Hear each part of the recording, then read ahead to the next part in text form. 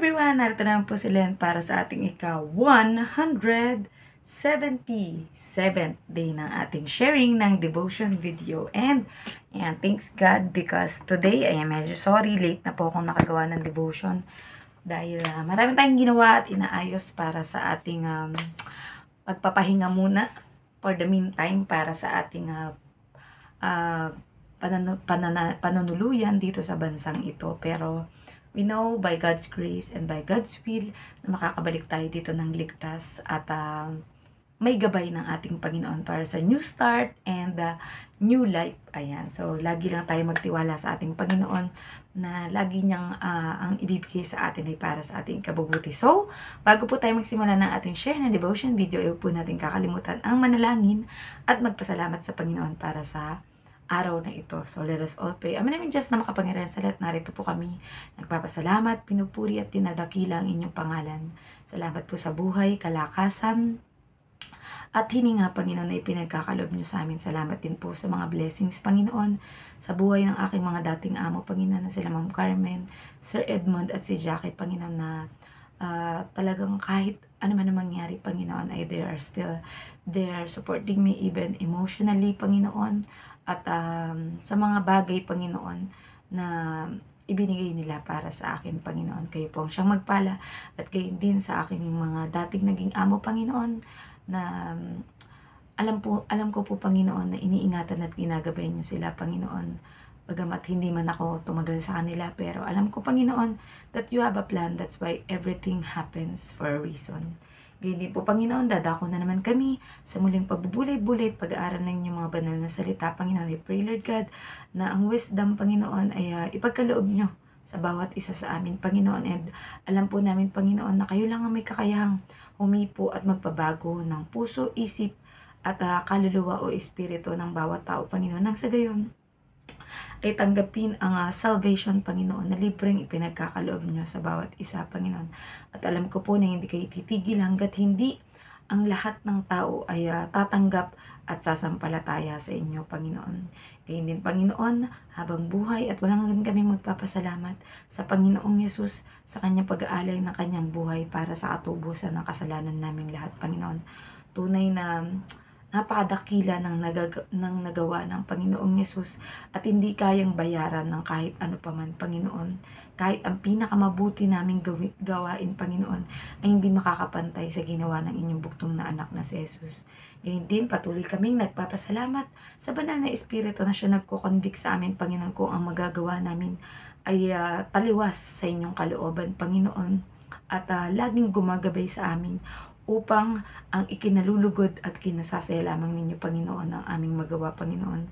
Patuloy kayong maghari sa buhay namin, Panginoon, at hindi ang aming kalwalatian o glory ang makita ng mga tao, Panginoon, kundi kayo ang pupurihin at dadakilain ng bawat isa sa inyong mga gawa sa aming buhay, Panginoon.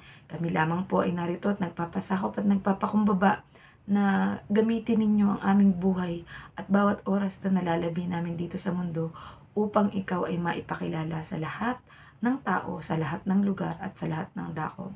Muli, binabalik po namin ang lahat ng papuri at pasasalamat sa tanging pangalan ng bugtong na anak na si Jesus. Amen. So, ito po yung nakalagay sa Lucas 21:4. Ayan, sabi. Ang inilagay nila ay bahagi lamang ng kanilang kasaganaan.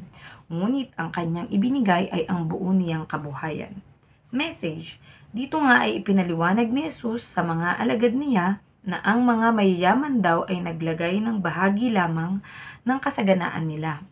Pero ang biyuda daw ay ibinigay ang buo niyang kabuhayan. Application. Hindi porke mayaman ka ay masaya ka na. Dahil kahit gaano pa kalaki ang gastusin o ibayad mo, mapahaba lang ang buhay mo, ay di kayang madugtungan kapag kukunin na ng Diyos. Subalit ang hindi natatakot o nanghihinayang kung kunin man ng Diyos ang buhay niya ang tunay na mayaman. Lalong higit kapag dahil sa matibay mong pananalig sa Diyos ay may malusog kang katawan at pinagkalooban ka ng mahabang buhay. Talo mo pa ang kahit na sinong pinakamayaman sa mundo. At kahit anong pagdaanan ay makakayanan natin dahil kasama natin ang Diyos. Walang lugi sa mga taong naiaalay ang buhay sa Diyos dahil maaring dito sa mundo ang ating makakamit na gantimpala. Lalong higit ang putong ng buhay sa kaarian ng Diyos na pinakakinasasabikan ng bawat isa sa atin.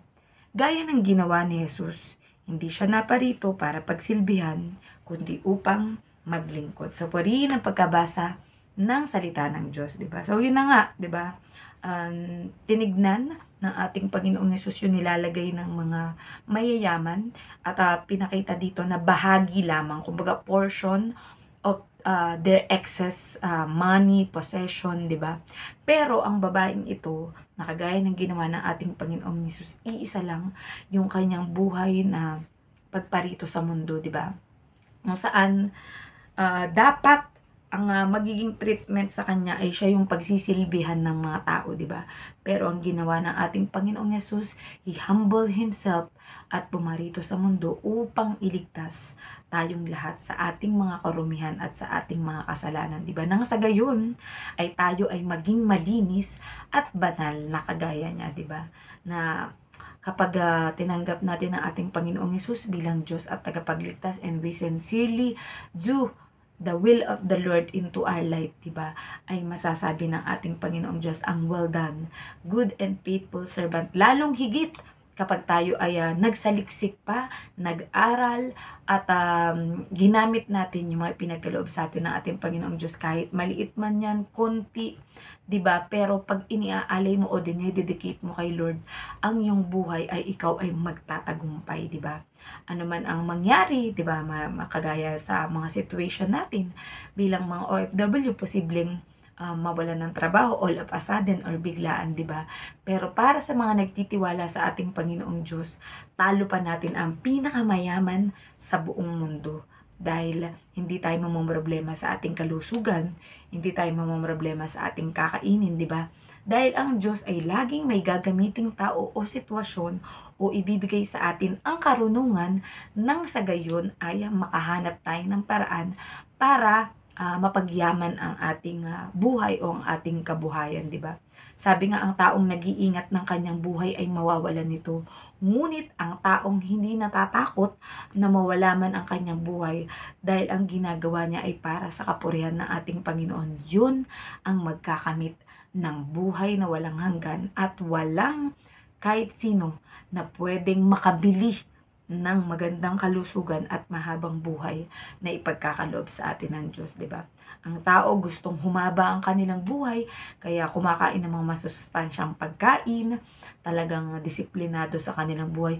Pero, the moment na ang Diyos ang nag-decide na hanggang dyan na lamang ang buhay ng isang tao, ay walang magagawa ang isang tao, kundi tanggapin na hanggang doon lang ang pinagkaloob sa kanya ng ating Panginoong Diyos. Pero kung tayo nang sumasampalataya sa ating Panginoong Diyos, na inialay ang ating buhay para maglingkod sa Kanya at sa ating kapwa, ay pagkakalooban ng Diyos ng mga gantimpala.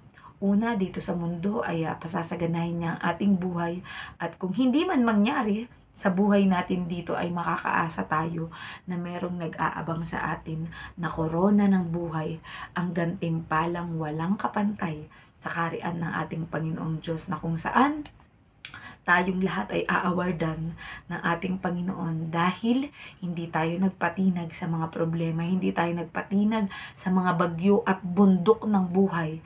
Talagang we run the race to win, at ang ating greatest na gantimpala ay ang ating Panginoong Yesus at buhay na walang hanggan sa piling nila ng ating Abba Father o Diyos, ating Panginoong Diyos Ama sa kalangitan o sa kanyang kaharian. So, nawa po ang bawat isa sa atin ay nakapag-decide na sa ating sarili na hindi lamang ang mga kayamanan dito sa mundo, pera, at mga kumukupas na mga yaman ang ating pagsumikapan, pero lalong higit po ay ibahagi natin ang mabuting balita ng ating Panginoon, dahil walang sayang at walang lugi sa ginagawa natin para sa gawain ng ating Panginoon. Yan ay kitang-kita ng ating Panginoon, isang masamyong handog na napakabango sa kanyang pang-amoy, na marami ang makakakilala at tatanggap sa kanyang bugtong na anak na si Jesus bilang Diyos at tagapagligtas sa pamamagitan ng buhay natin na inialay at inihandog para sa Kanya. Kung nung mga panahon ng lumang tipan, ang inihahandog nila ay perfect na klase ng hayop na kapag sinunog ito ay masam yung handog sa ating Panginoon. Pero tayo bilang nasa New Covenant na dahil sa ginawa ng ating Panginoong Yesus, ang ating paglilingkod at pagbabahagi ng ating faith, salvation, and ebanghelyo sa ating kapwa ang masamyong handog natin para sa ating Panginoon na labis niyang kinalulugdan at ikinatutuwa. So, let us all treasure the salvation that was given to us by God, and wag po natin itong ipagdamot sa ating kapwa. Kung kinakailangan natin itong ibigay, at wag nating pilitin. Hayaan natin na kusang ang taong yun ang makapagsabi sa kanyang sarili na tinanggap niya ang ating Panginoon at nakahanda siya na maglingkod sa ating Panginoon at maging matibay ang kanyang pananampalataya sa ating Panginoon. Dahil sabi nga, walang relihiyon ang kayang makapagligtas sa atin, tanging ang ating relasyon sa ating Panginoon na lalong higit na pinagtitibay natin sa bawat pagsubok na ating pagdadaanan. So, manatili lamang tayo, keep the faith into the Lord and strengthen our faith and believe into the Lord, because we know sa bandang huli ng ating buhay ay naghihintay na ang ating Panginoon para tayo ay isama sa kanyang kaharian na kung saan wala na tayong hahanapin pang kung iba, kundi ang makita lang ng harapan at makasama, mapapurihan ang ating Diyos Ama at ang ating Panginoong Yesus sa kanyang kaharian sa langit. So, let us all end up into prayer. Ama naming Diyos na makapangyarihan at narito po kami, Panginoon, at masaya, Panginoon, at nagpapasalamat sa inyong mayamang mga salita, Panginoon. Tunay nga, Panginoon, na talo pa namin ang pinakamayamang tao sa buong mundo, Panginoon, na kayang mabili ang lahat dahil kayo naman na aming Ava Father o aming Diyos Ama ang may-ari ng lahat, Panginoon. Give us a humble heart, Panginoon, na hindi namin hangarin na kami ay paglingkuran o pagsilbihan ng tao, Panginoon. Bagkus, Panginoon, gayahin namin ang ginawa ng iyong bugtong na anak na si Jesus, na sa kabila ng kanyang royalty, ng kanyang napakagandang pwesto o posisyon sa inyong kaharian o sa kanan ng inyong trono, Panginoon, ay pinili niya na maglingkod at ialay ang kanyang nag-iisang buhay dito sa mundo para sa katubusan ng kasalanan ng sangkatauhan, Panginoon. Kaya gaya po ng sinasabi namin na habang buhay kaming magpapasalamat sa ginawang yun na aming Panginoong Yesus, dahil hindi namin kayang bayaran at hindi namin yan kayang tumbasan. Ang magagawa lamang po namin ay ialay ang aming buhay upang mag-ebanghelyo at magbahagi ng inyong mabuting balita at ng kung anong mga pinagkaloob nyo sa amin na mga talento, na kayamanan, Panginoon, at tulong, Panginoon, na maaari naming maibigay sa aming kapwa. Kaya gayon din po, Panginoon, dinadalangin namin ang lahat ng tao sa mundo, Panginoon, dumaranas ng mga pinansyal na mga problema. Panginoon, we pray, Lord God, that you will provide for every needs of everyone, Panginoon. Ito man ay utang, ito man ay sa trabaho, ito man ay sa negosyo, mga church planting, Panginoon, at mga bahay, sambahan o paaralan, Panginoon, na gagawin, Panginoon, at maitatayo para sa pagpapalawig ng inyong kaharian dito sa mundo, Panginoon, ay alam naming pagpapalaing nyo. Ngayon din, Panginoon, mga nagbabalak bumili ng mga sasakyang panghimpapawid, panglupa, o pangkaragatan, Panginoon, upang maabot at mapuntahan hanggang sa pinakakasulok-sulukan o pinakatatagong lugar ng buong mundo, Panginoon, ay mapupuntahan kahit sa ibang planeta pa, Panginoon. Kaya din, Panginoon, dinadalangin namin ang bawat may mga sakit o karamdaman, Panginoon. We know, Lord God, that you are our healer, Panginoon. You can heal our physical, emotional, and spiritual sickness, Panginoon. At kung ang ipagkakaloob nyo po ay ang eternal peace, eternal rest, Panginoon, at eternal healing, Panginoon, ng bawat tao, Panginoon, ay matanggap ng mga mahal namin sa buhay, Panginoon, na hanggang doon na lamang talaga ang pinagkaloob nyong buhay. Nawa po ay matapos namin ang mga misyon na ipinagagawa niyo, Panginoon, habang kami nabubuhay dito sa mundo, Panginoon.